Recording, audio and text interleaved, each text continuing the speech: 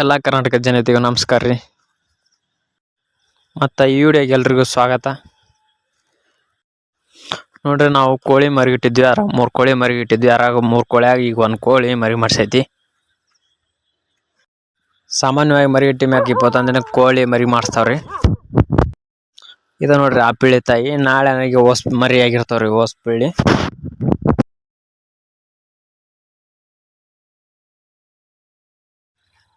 ಇವು ಇನ್ನು ಉಳ್ಕಿದ ಕೋಳಿ ತತ್ರಿ. ಇನ್ನು ಉಳ್ಕಿದ ಕೋಳಿ ಮಯಕ್ಕೆ ಹೋಯ್ಯಾವ. ಈಗ ಮರಿಗಿಟ್ಟಿ ಮ್ಯಾಕ 2 ದಿನಕ್ಕೊಮ್ಮೆ ಅವನ್ನ ಹೊರಗೆ ಮಯಕ್ಕೆ ಬಿಡ್ಬೇಕ್ರಿ, ಇಲ್ಲಾಂದ್ರೆ ಉಪವಾಸ ಹಾಕವು.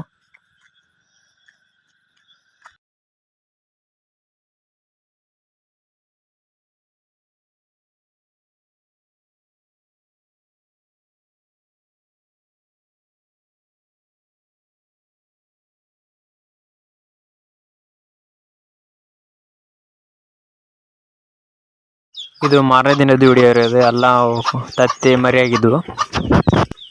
ಒಟ್ಟ 11 ಪಿಳಿ ಮರಿ ಆಗ್ಯಾವ್ರಿ.